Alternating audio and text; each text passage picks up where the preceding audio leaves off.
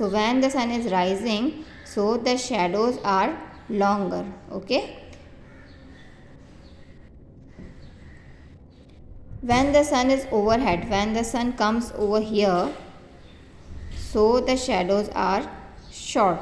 Okay, in the noon, because the sun is just above our heads in the sky during the noon time.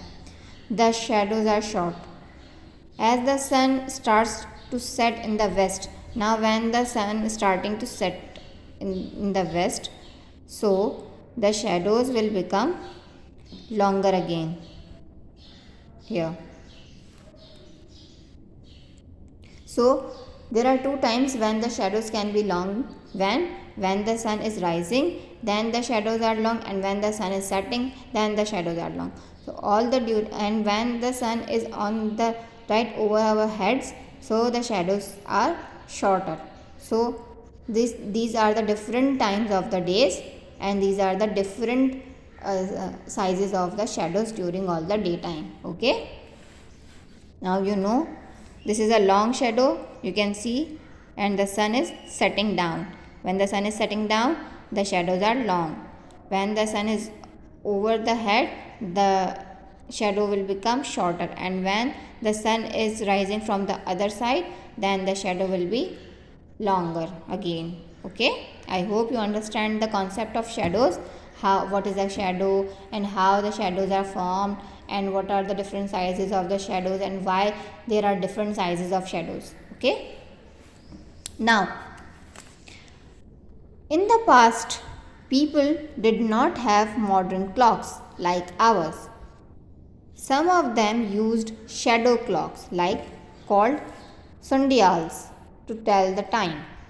So in the past time, people don't have modern clocks. Okay, they don't have modern clocks, so they used shadow clocks. This is a shadow clock, it is called sundial. Okay, so this is a pointer, like we have long hands and short hands in the clock, but this is a pointer, and they watch the time by the shadow formed by the pointer. Okay, you can see the numbers here: 1 2 3 4 5 6 7 8, like here. Okay, this is all, these are also here numbers. So how they watch the time: when the sun rises, the shadow form, and then they will know that what time it is. Okay, so they will get to know the time according to the position of the sun and the shadow forming by it. Okay, the sundial has a pointer that forms a shadow under the sun. The position and length of the shadow changes as the sun moves across the sky during the daytime. So what is happening, as I am saying, that the pointer still remains here. Okay, the pointer never moves, but the shadow moves around this sundial. How? Because of the position of the sun. When the sun is here, that side, when the sun is that side, so the shadow is forming this side, and when the sun moves across the day, then the shadow also moves across around this sundial. Okay, and then people get to know where what the time it is. Okay, can sundial tell the time at night? So what do you think, sundial can tell the time at night? I don't think so, because it is a shadow clock and it only tells time when the shadow is forming. But at night there was no sun, so we can't have a shadow here. So people don't know the time at the night. That is why they need the clocks which we are having today. Okay? Because sundial can only tell the time at the daytime but not for the night. Can it tell time when it is rainy or cloudy? Can it tell time when it is rainy or cloudy? Because during the rain or during the cloudy weather, we don't have sun. The sun has hidden behind the clouds, so there is not such clear shadow. It is very blurry, or sometimes there is no shadow at all, because the clouds were very heavy that the sunlight cannot came from the clouds. So This sundial is also not very beneficial during the different weathers. So that is why people invented the modern clocks which we have. We have 3 hands in the clock, long hand, short hand, and second needle. So we don't need this sundial at all now, but in the past times this is a very beneficial invention of that time, according to that time. So now what we have learned in this: a shadow is an area of darkness that is formed when light is totally or partly blocked. Okay, the first thing we know about shadow is that shadow is an area of darkness that is formed when light is totally or partly blocked. Okay, number 2, what we have learned: opaque materials form dark shadows. Translucent materials form shadows that are less dark. Okay, and I think transparent materials cannot make shadows. You will see by observing yourself. Okay, the size and darkness of shadows can be changed, moving the object closer to or farther away from the light source, changing the shadows of the object. Okay, you know that how and why sizes of the shadows can be changed. The shadows formed under the sun change in length over the day as the sun changes its position in the sky. This is, we also know that how the length of the shadows changing during all the daytime when the sun changes its position. Okay, so I hope you understand the chapter very well, and with that said, we have completed this chapter. Now we will move towards our skill book work. Okay, so for your skill book work, you need to open your skill book on page number 87, activity number 6.5, right? So what is the heading? What type of materials form shadows? Okay,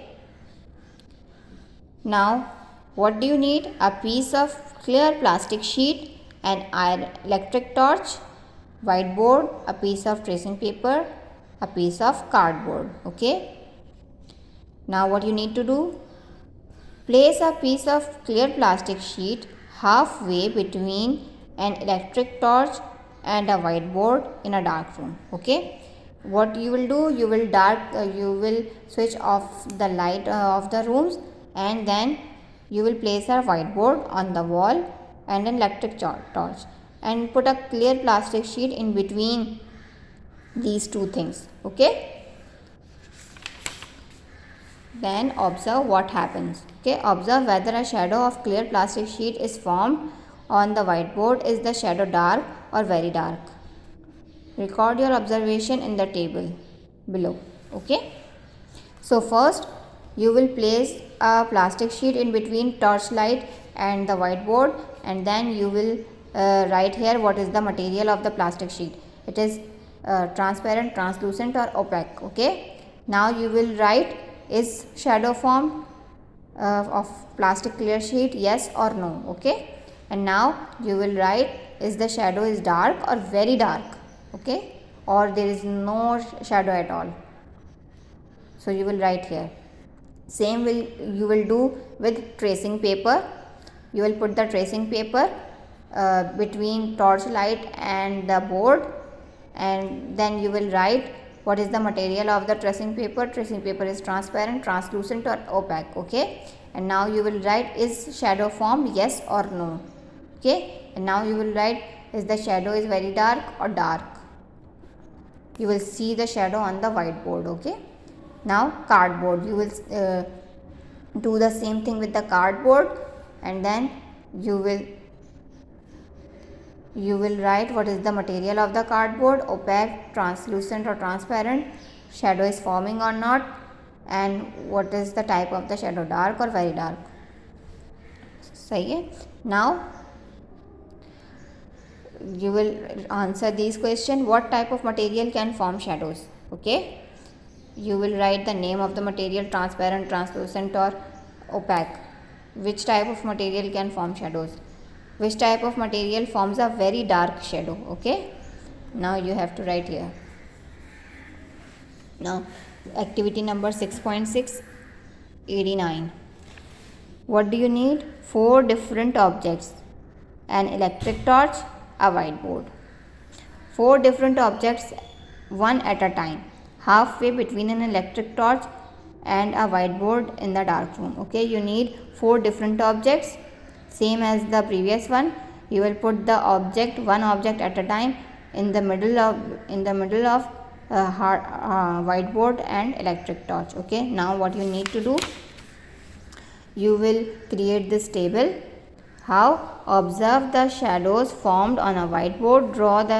Draw and shade the shadows in the table below. You will name the objects, the 4 objects you have taken, and then you will draw and shade the shadow formed on the whiteboard, and shade the shadow. Okay, don't color it, just shade it like shadows are. Okay, so by this way you will complete this table. Now come to activity number 6.7, page number 89. How does distance affect the type of shadow formed? What do you need? A ball, an electric torch, a whiteboard. So what you need to do, place a ball halfway between an electric torch and a whiteboard in a dark room. So in this activity you will get to know that how the distance affect the size of the shadow. Okay, so what you need to do, you will put an electric torch, whiteboard and a ball in the middle of these two things, as you have done previously. Now what you will do, observe the shadow formed on the whiteboard. Predict what will happen if the ball is moved closer to the electric torch. So you have to just predict what will happen. Will the shadow of the ball be bigger, smaller or the same size? If we move the ball closer to the electric torch, the shadow will be bigger or smaller. You just predict. Okay. Will the shadow of the ball be darker or less darker, or just as darker? If you move the ball closer to the electric torch, the shadow will be darker, less darker or just as dark as it is. You need to write here, just predict it. Okay, you just think it that what will happen. You don't need to do this, but you just predict it. Okay, what is the meaning of predict? You think what will happen. Okay, you are not actually doing it, but you are just thinking that what will happen if we do this. Now you will do this. What you will do? Move the ball closer to the electric torch. Now you will move the ball closer to the electric torch and observe what is happening. Okay, with its shadow, obviously. Is the shadow bigger, smaller or the same size as before? Now you will move the ball closer to the electric torch, and then you will observe that what is happening with the shadow. Is the shadow is bigger in the size, smaller or the same size as before? Okay, you will need to write it here. Now B, is the shadow darker, less darker or just as dark as before? Now when you move the ball closer to the torchlight, the shadow will become less darker or more darker or just same. So you need to write here. Okay. Now next one, predict what will happen if the ball is moved closer to the whiteboard. Now you need to predict again what happen if the ball moved closer to the whiteboard. Will the shadow of the ball be bigger, smaller or the same size? Will the shadow of the ball be darker, less darker or just as dark? Now you will move the ball closer to the whiteboard and observe the shadow. Okay. In this activity you will move the ball closer to the torch and solve these questions, and in this you will move ball closer to the whiteboard and solve these questions. Okay, I hope you understand this activity. You can take help from your parents as well. Okay, now it is our last activity, activity number 6.8. This is a puzzle, so you need to complete this puzzle by the help of these hints. Okay, I hope you can do it very well because it is very easy. You can take help from your book also and your parents as well. Okay, I will meet you next time with another video. Okay, till then take care. Allah Hafiz.